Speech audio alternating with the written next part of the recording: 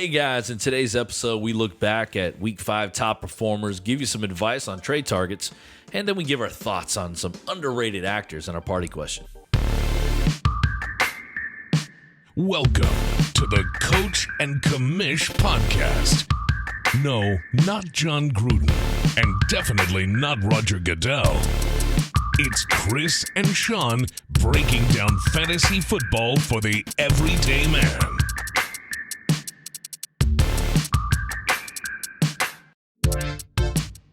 Welcome back. You're here with the Coach and Commish. I'm Chris and Sean to my right, and let's talk about Week 5. There's some top performers, man. It's a crazy week. There were some guys that won you weeks, that's for sure. Yeah.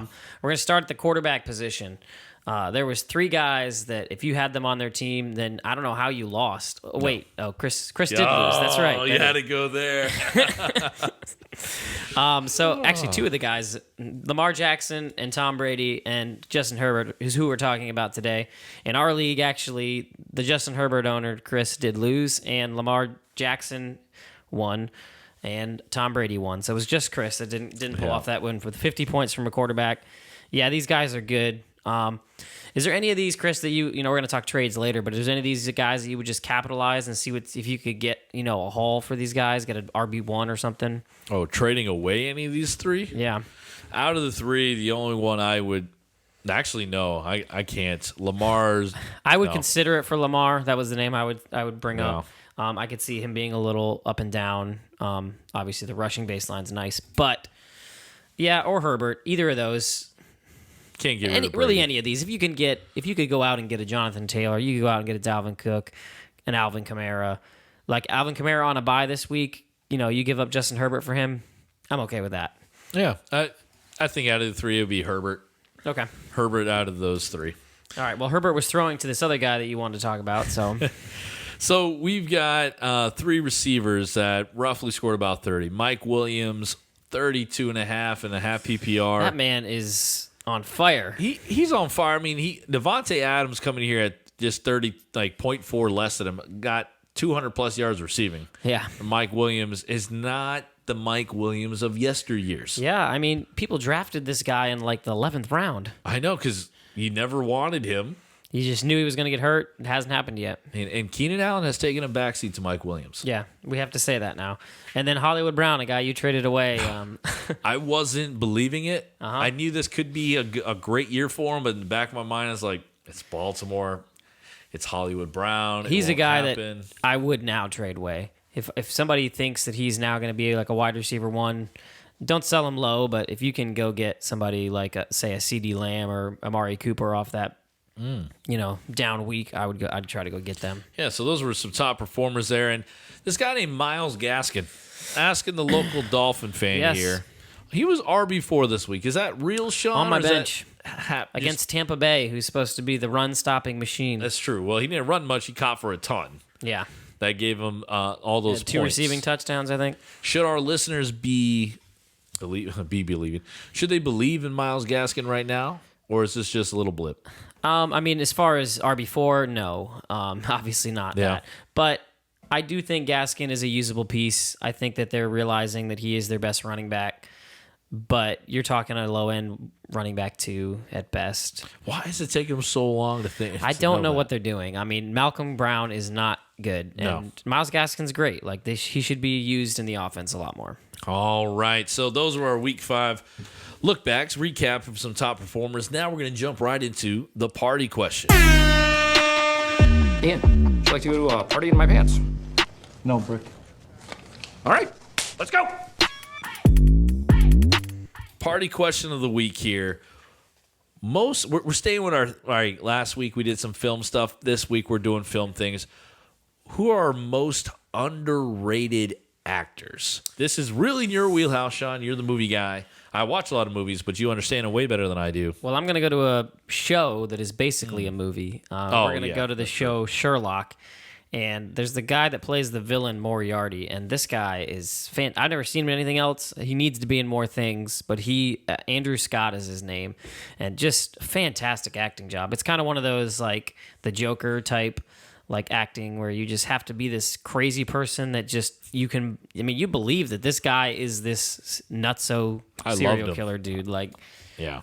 it's really, really, really well done. And this is the Cumberbatch Sherlock, all right, the BBC. Yes. All right, where make sure you get. There's tons of Sherlock There's Holmes. tons of Sherlocks, but this one, I agree with you, Andrew Scott. I am going with Mark Ruffalo. The Hulk. The Hulk. Yes, everyone's thinking, oh, that's his one thing he did. He was the Hulk. No, he's been in some great movies.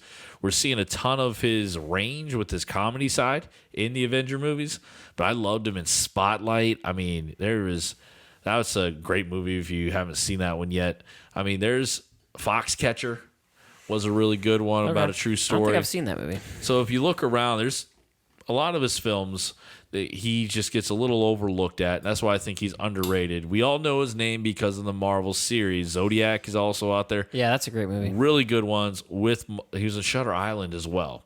So sometimes he's not the lead actor in it, but he's such a great piece Yeah, in every movie that he's in.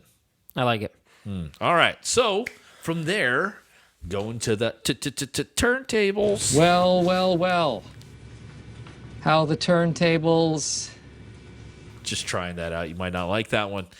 All right. So for our turntables this week, I think we're looking at guys, again, upside. We hate looking for the downside of guys. We're trying to give you some hope. Yeah, so again, turntables is guys that have been underperforming and that we think can turn it around this coming week. Or, every once in a while we'll throw in there some negative ones where you need to watch out. These guys have been overperforming. Yeah. So we're actually choosing players from the same exact game. Yeah, so go ahead and why don't you start it this time? All right. I'm going with Joe Mixon against Detroit. Joe's coming back. Call him Joe like I know him. Mixon's coming back from a low ankle sprain. And Detroit just let, Madison, Minnesota, run all over him. I know, on right? the bench. And Mixon found the end zone, 10 carries for 33 yards. That's just him getting back and trusting that foot again. He's definitely on the turn up. Yeah. And some of you guys probably kept him on the bench in your lineup. Not sure what he was going to do. Now just start him. He's back to normal. Yep, I agree. And then another guy that I have on a lot of teams, TJ Hawkinson. He's been kind of painful the last few weeks. Yes, he has. As the ballers would say, the hawk strap has been out. And I think you can put him back in, or not put him back in. Continue to start him. I can see people going to the waiver wire, trying to pick up guys to start over him. But I think against Cincinnati, he gets it right, and you start to see more production out of Hawkinson. All right, so those are guys who are, we think, going up. And now we're talking some trades. This is the time where you're, like in my personal league, our league actually, I started trading, and I'm hitting a lot of trade talks right now. My screen is kind of blowing up. I know, same here. I'm trying to focus, and I got Leroyce in my ear over here. Like, if you're on the top of your standings right now, it's not time to relax. Don't overthink it, but also try to find spots to shore up in your starting lineup. If you're sitting with a ton of depth, it doesn't do any good if it's on the bench. Yeah, I mean, you hear that sell high and buy low. That's really what it comes down to. That's a great place to start. What I often do is I'll look through, go through the week leaders, look and see who had a crazy good week this week that doesn't usually have that. Try to sell that guy if he's sitting on your team. It's a hard time to do it, but it's the time to do it. Same thing with the low. You look for the stars that have had a bad week or two in a row. Go find them, find that owner. They're probably down on them, and you can steal them for cheap. Yeah. So I'm going to start us off here with two running backs. We talked about one of them, Myles Gaskin. Again, I said he's still usable, and I think you can pitch that to the guy you sell him to, Morgan Collins. So we're trading away here with these guys. Yes, I would trade away Myles Gaskin and Mike Davis. I think this is the time. They had good weeks. Really, Mike Davis is one that if you need to get him off your team, like I'm trying. You need I'm to really get him. trying. Nobody's biting. Nobody, they're too smart in our league. But in your leagues, there might be some dummies out there, and you should try to trade away Mike Davis and Myles Gaskin, I would say as well. Those are guys that you can probably package deal with somebody and try to upgrade at the running back position, and I would do that. Yeah. And I'll go with Cole Beasley. All right. Emmanuel Sanders has taken his spot in almost his targets. And it was only 5 targets, but Beasley has gone silent for multiple weeks now. I just don't think he is worth a flex option, or he better not be a wide receiver 2 in your lineup. but trade him away ASAP. You might not get much back for him, but find somebody that might be a Bills fan. See if you can get something in return for him. Right now, his value is going down, or you keep him a week, wait for him to get back up there and have a good week of double digits, and then let him go. Because Emmanuel Sanders is keeping that spot at wide receiver 2 in Buffalo. Good luck to you guys out there. I don't know if anyone wants Cole Beasley, but No. But try to trade him away. but get rid of him is what Chris is saying. Basically. All right, trading for. Guys, we need a target that some people might be undervaluing. So I'm going to start with Mixon. That was, your turntables guy, but Mixon, I think, go get him. People may be a little afraid of that injury. I think it's amazing news that he was even out there last week, got 10 carries, didn't look like he re-aggravated it, and so you might be able to get him on the cheap. And then for the Cowboys, they've had a couple down weeks as far as scoring goes, and those Cowboys receivers to me are valuable right now, and I think you can go get them on the cheap. CD Lamb's probably the harder one to get, but Amari Cooper especially, I think you can go find him in a league and steal him off that owner. Okay. I like that. And I'm going for a guy that I just got as a throw-in with the trade I made. But Chase Edmonds. I like it. Yeah, Running backs are hard to find right now, and I think he's a good one to target. He had a shoulder injury. In some leagues, he finished with less than 3 points. But if you look back in his production moving up until this week, he's a double-digit guy. It might not be overwhelming numbers, but I think that in this offense where he is used in the pass game a ton, you're going to be happy with him as an RB2 or flex, especially if you're not satisfied with a Mike Davis in your lineup or figuring out which Baltimore running back to start. You should probably go in with Edmonds. Yeah, he gets a little touchdown vulture there with his running mate. What's his name? Who am I thinking of in Arizona? Oh, James Conner. James Conner. It's okay. Well, it'll happen there, but I think Edmonds will find the end zone, but he gets tons of starts, tons of targets. But that's my guy for trading for. Yeah, so we're finishing up a little early here, so I'm going to throw Chris a curveball, and I just want to do some start and sit stuff. Okay. So we'll start with who's a player that we really want to start this week. That kind of goes in with our turntables thing, but we'll get to the sit one after this. And we just want to give you guys some players that maybe you're not sure if you should put them in your lineup, and we're going to give you kind of the confidence to go out and do that. So I'll go ahead and start this one off. And I'm going to say Devontae Smith. He hasn't exploded quite yet, but I think it's coming. I think he's a guy that you need to continue to have in your lineup because you don't want to miss that week when he finally puts it all together with Jalen Hurts. So he's a guy that I'm trying to start anywhere I can. Another good trade for candidate, I think. Yeah, and I'm going with Kadarius Toney. Oh, my guy here. I have him on my bench, and you want him? Yeah, trust the numbers. He is going against the Rams. No one else is healthy, so that's helpful. No one's healthy. That's the biggest thing. And he's in the slot there. Will Ramsey follow him in the slot? No. I really don't think so. So they'll be behind the Rams. And whoever's playing quarterback for the Giants that week, if it's Glennon again, he's going to find Toney a ton. The targets will be there. I say start Toney. All right, so who's your sit of the week?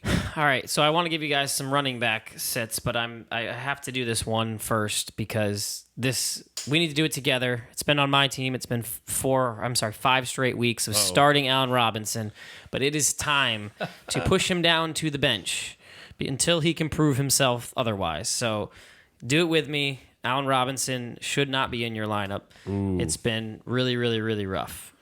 And then I do want to give you guys a running back that I think you should sit. I would like to get away from starting Mike Williams. I've already kind of talked about it, but if you can trade him away, then great. If you can't, then put him on your bench because I don't think you're going to see what you saw last week. Really? He played the Jets. They were up most of that game. He got in the end zone. Those things all helped him put together a 12-point game, which is not that fantastic to begin with. So I'm looking for other options if I can sit down Mike Williams. All right. Well, I'm trying to find it because you threw me a curveball, trying to find a sit guy real quick. But let me look at it. Let me find somebody. Let me find someone. All right. I'm really looking at Trey Lance. I All right. think the experiment for most of you guys who are happy that Trey Lance got in there, I think you see where the offense can really go. They had, yes, it was divisional. They had Arizona. He did all right, but if you benched him for a normal top 12 quarterback that you have on your roster, and you probably saw the score differential, trust it. Don't try to be, well, I'm going to try one more week and see if I get the real big boom. I think you're going to get more bust, and I really think you need to take Trey Lance off your starting lineup, put back in your normal QB, and just trust it this week. Isn't Trey Lance on bye this week? That's true, too. It's a fantastic sit there, by the way. Now, I'm just thinking sit him forever. That's a great way to go. You know, if your that- player doesn't play this week, That I sounds like definitely a recommend. cop-out right there. I didn't even think of that. This is what happens when I throw the coach curveballs. Yeah, he and just I was like looking at starts throwing out players that aren't even playing this it. Yeah, week. you are right. You are right about that. But How about Latavius Murray on your own team there? I mean, I feel like it's obvious at this point, but I mean, he gets used almost about 10 targets a game, but when you put 4 points, yeah, sit Murray. Sit any Ravens running back. I was listening to a podcast coming in, and I agree with them. Forgot who it was. But the Ravens offense looks like it's Lamar and the receivers.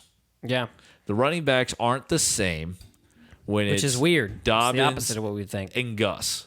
These guys who are in there now replacing Gus and Dobbins aren't the same. Thus, Harbaugh is not trying to call it the same way. He's giving Hollywood and Andrews looks, letting Lamar putting the game in his hands. And, that rookie Bateman who they got in the first round is probably coming back next week. I think it's going to be a receiver and Lamar, festival, fun fantasy festival the rest of the season. Fantasy festival. Yes. What's that called when you use a lot of the same words with a starting letter? I can't remember.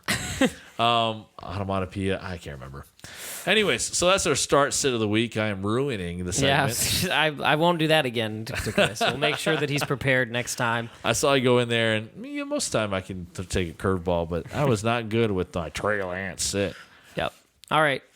Well, that's what we got for you guys this week. Jump in our chat. You guys will hear this afterward, but we're gonna do a waiver wire show on Tuesday nights. We're gonna try to do them in person now together since Chris over here does not know how to use technology. It's the worst. But yeah, jump in our Facebook group. We're having a good time in there.